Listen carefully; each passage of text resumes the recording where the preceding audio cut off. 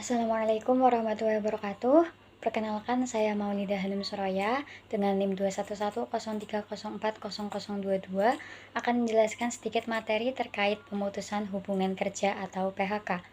Pemutusan hubungan kerja kadang diidentikan dengan pemberhentian pekerja secara sepihak oleh perusahaan atau pemberhentian pekerja karena telah melakukan tindakan yang tidak sesuai dengan peraturan perusahaan. Maka yang akan dibahas pertama kali di sini adalah mengenai apa sebenarnya definisi dari pemutusan hubungan kerja itu sendiri.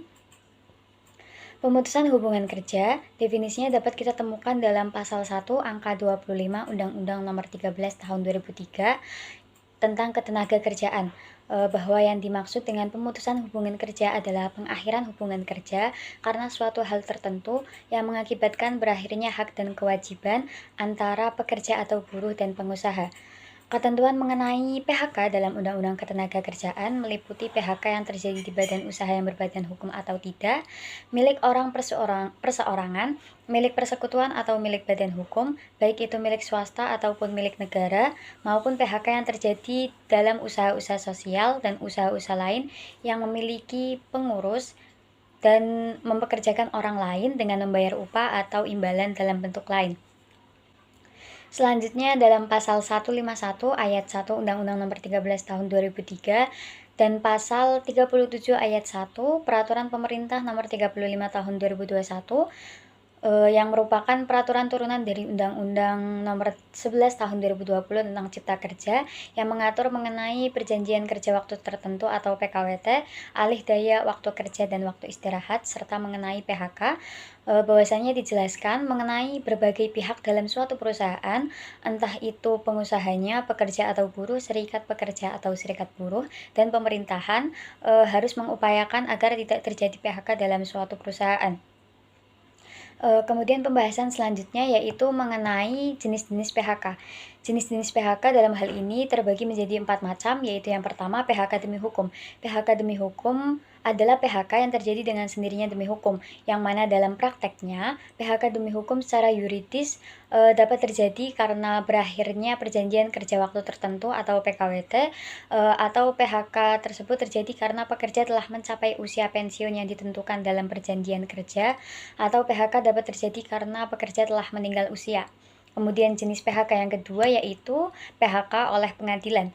PHK oleh pengadilan di sini yang dimaksud adalah penetapan putusan dari Lembaga Penyelesaian Perselisihan Hubungan Industrial atau PPHI.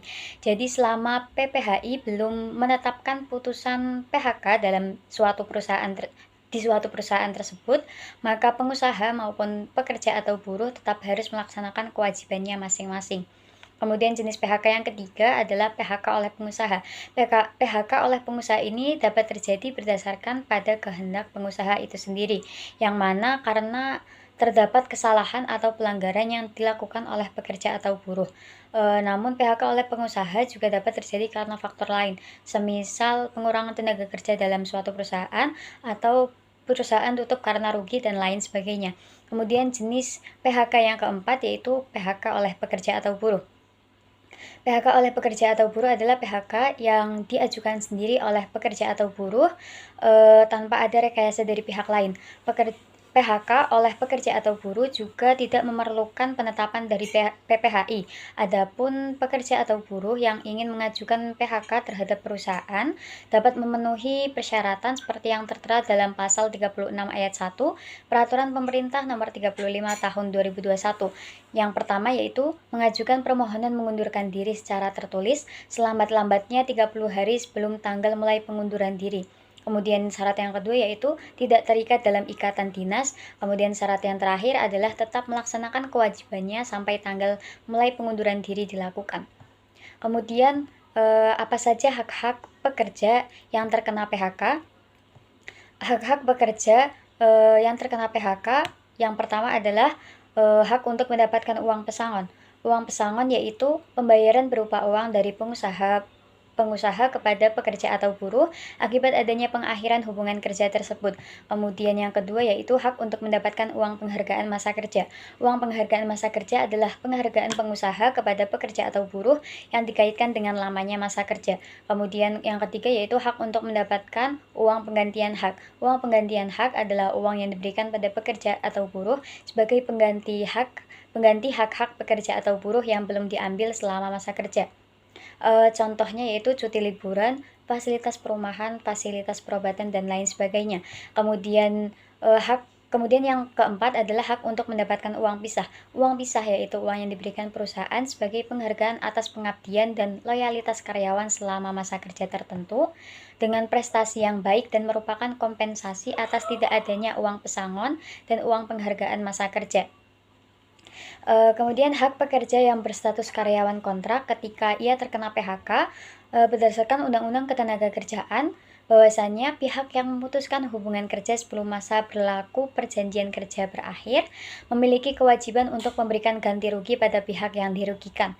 Adapun terkait penghitungan jumlah uang pesangon dan atau uang penghargaan masa kerja dan atau uang penggantian hak dapat dilihat ketentuannya dalam Undang-Undang Nomor 13 Tahun 2003 tentang Ketenagakerjaan atau dalam Peraturan Pemerintah Nomor 35 Tahun 2021.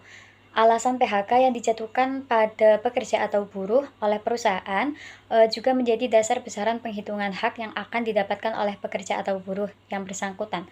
Mungkin kiranya itu saja yang dapat saya sampaikan. Kurang lebihnya mohon maaf. Wassalamualaikum warahmatullahi wabarakatuh.